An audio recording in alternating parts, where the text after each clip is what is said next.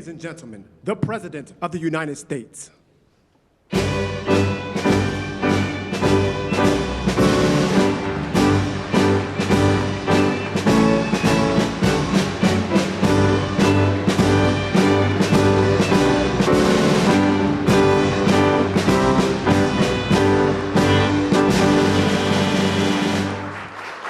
Well, thank you very much.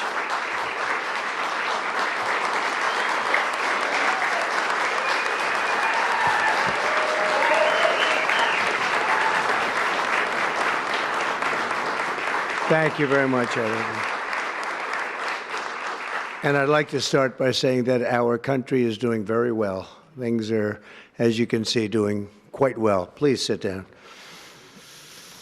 Before we begin, I just want to announce that I signed a proclamation a few moments ago honoring the 250th anniversary of Patrick Henry's famous speech to the Second Virginia Convention, in which he declared very well-known, very famous words, "Give me liberty or give me death." Has anyone heard the phrase? I think most of you have.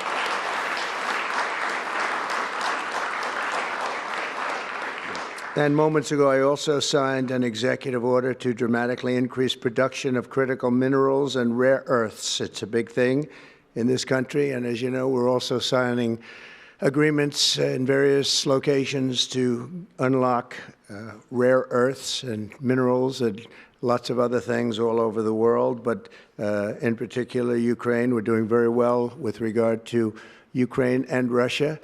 And one of the things we are doing is signing a deal very shortly with respect to rare earths with Ukraine, which they have tremendous value in rare earth, and we appreciate that. And we spoke yesterday with, as you know, President Putin and President Zelensky, and we would love to see that come to an end, and I think we're doing pretty well in that regard. So hopefully we could save thousands of people a week from dying. That's what it's all about. They're dying so unnecessarily, and I believe we'll get it done. We'll see what happens, but I believe we'll get it done. Today we take a very historic action that was 45 years in the making.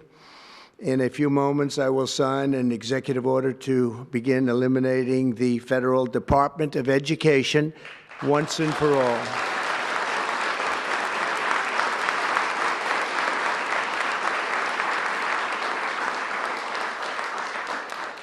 And it sounds strange, doesn't it? Department of Education, we're going to eliminate it. And everybody knows it's right.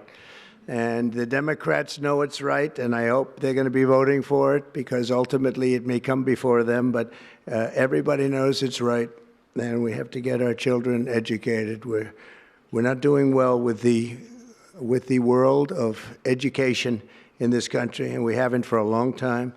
And we're pleased to be joined today by the woman who I chose because she's an extraordinary person, and hopefully she will be our last Secretary of Education, Linda McMahon. Linda, thank you. Thank you very much. That's another interesting statement. It's an interesting opening, right? But it's true, and it's been amazing how popular this has been. I tell people that this is what I'm doing today, and they say, oh, it's about time. Everybody says it. Republicans and Democrats have said it. They're all saying it. Also with us are some terrific people. Governors Greg Abbott. Greg, thank you very much. Governor Ron DeSantis, thank you very much, Ron. Mike Braun, congratulations on your victory, Mike. That was a big one. Mike DeWine, thank you very much, Mike. Jeff Landry. Jeff, thank you very much, Jeff. Bill Lee, thank you. Governors, all governors. Brad Little. Brad, thank you very much. Where are you, Brad? Hi, Brad. Jim Pilan, thank you very much, Jim. And Kim Reynolds. These are all people very interested in education.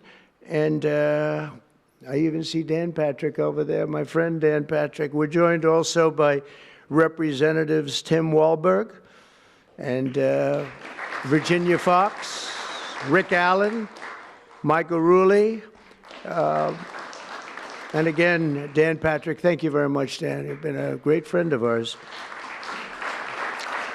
And State Attorneys General Ken Paxton. Ken, I see you there. Andrew Bailey. Andrew, what a job you've done, Andrew. You have some good cases going. You've done a great job. Thank you very much.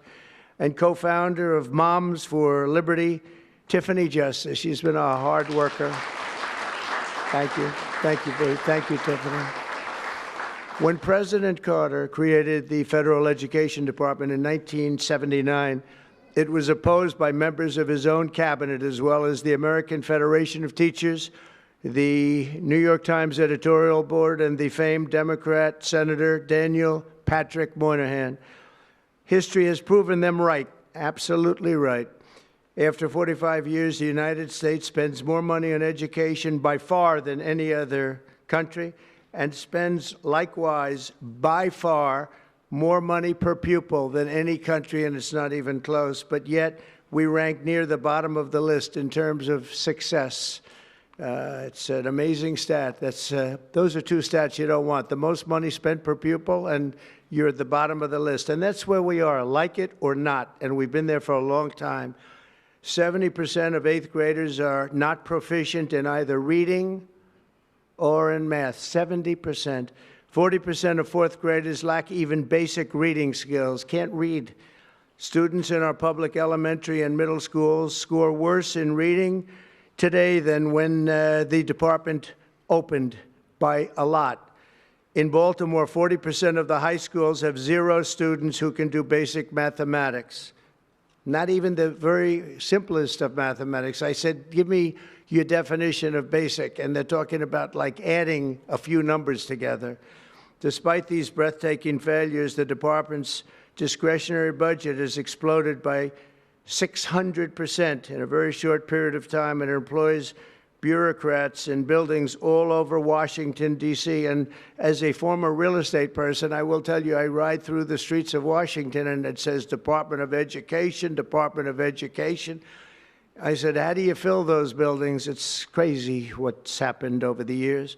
I'm pleased to report that after offering these federal employees 2 generous buyout options, and they were very generous, and they're good people, but they were very generous. My administration has initiated a reduction in force, and we're already cutting numbers that were really surprising to a lot, that we were able to do it so successfully. And we've cut the number of bureaucrats in half. 50% have taken office, which is great. Thank you. Under the action I'm taking today, a small handful of Democrats and others that we have employed for a long time, and there are some Republicans, but not too many, I have to be honest with you. But the department's useful functions, and such as, and they're in charge of them, Pell Grants, Title I funding, resources for children with disabilities and special needs will be preserved, fully preserved. They're all going to be so. If you look at the Pell Grants, it's supposed to be a very good program, Title I funding and resources for children with special disabilities and special needs. They're going to be preserved in full and redistributed to various other agencies and departments that will take very good care of them. And that's very important to Linda, I know, and it's very important to all of us. But beyond these core necessities, my administration will take all lawful steps to shut down the department. We're going to shut it down, and shut it down as quickly as possible. It's doing us no good. We want to return our students to the states, where just some of the governors here are so happy about this. They want education to come back to them, to come back to the states, and they're going to do a phenomenal job. You know, if you look, Denmark, Norway, Sweden, I have to tell you, I give them a lot of credit. China's top 10.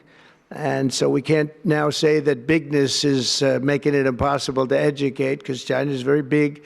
But you have countries that do a very good job in education. And I really believe, like some of the governors here today, from states that run very, very well, including a big state like Texas, but states that run very well are going to have education that will be as good as Norway, Denmark, Sweden, and those top, Finland, those top countries that do so well with education. I think they'll do every bit as well. And what do you think about that, Governor? Do you agree? I think so. Ron, do you agree? I think so. Florida? Iowa? That's right. I really believe that. They'll be as good as any of them. And then you'll have some laggards, and we'll work with them. And we can all tell you who the laggards will be right now, probably, but let's not get into that. But we'll work with them, and we're going to make them, they'll do a job. I think they'll do a job, and they'll go to sections of the state. For instance, New York, you'll have a Manhattan, and you'll have a Suffolk County, and you'll have Nassau County, and you'll have Westchester County. You'll do 4 or 5 or 6 of them. You have upstate New York, and those counties, I think, are going to do very well. And I think ultimately Manhattan should do very well. But we'll break it down into sections, and I think it'll be really, really good. And they're going to be probably the tougher ones, but I think they have a chance to do really well. But we're going to be returning education very simply back to the states where it belongs, and this is a very popular thing to do, but much more importantly, it's a common sense thing to do, and it's going to work. Absolutely, it's going to work. And I can tell you from dealing with the governors and others in the state, they want it so badly. They want to take their children back and really teach their children individually. Probably the cost will be half, and the education will be maybe many, many times better. So we look forward to this. I want to just make one little personal statement. Teachers, to me, are among the most important people in this country, and we're going to take care of our teachers. And I don't care if they're in the union or not in the union. That doesn't matter. But we're going to take care of our teachers, and I believe the states will take actually better care of them than they are taken care of right now. They'll work all sorts of systems and even merit systems. Those great teachers are going to be maybe a little bit better rewarded, or maybe that's the way it should be, but the states are going to make that decision. But we're going to love and cherish our teachers along with our children, and they're going to work with the parents, and they're going to work with everybody else, and it's going to be an amazing thing to watch, and it's really going to be something special. And Linda, you're presiding over something that's so important, and you're going to do a fantastic job, just like you have your whole life. I know your whole life I've been watching you. I've been watching you for a long time. She's had nothing but success. So it's tremendous to have you, and hopefully you won't be there too long, but we're going to find something else for you, Linda, okay? So this will conclude what we are talking about with respect to our most cherished group of people, and that's our children. We want to have our children well educated. We want them to love going to school. We have examples of it. Look at those beautiful, bright-eyed faces. They are so smart. They're so smart.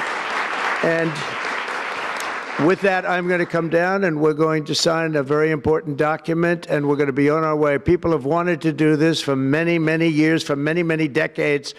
And I don't know, no president ever got around to doing it, but I'm getting around to doing it, so thank you very much.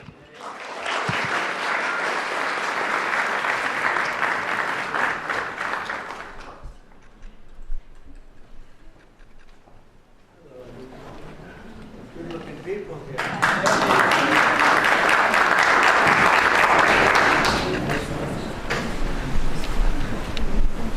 Should I do this? Do it? Yeah. I think so. We have minutes for each of these special plans.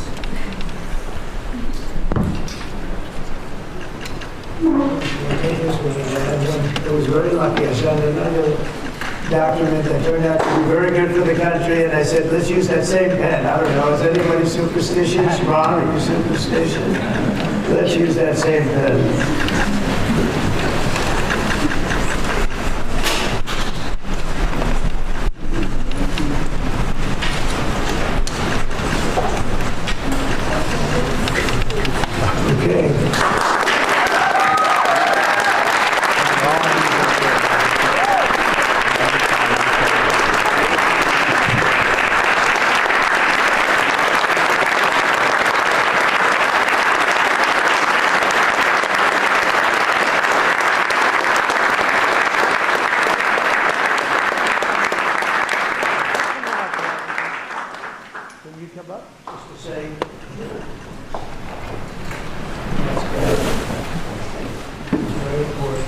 big factor here. Good luck, sir.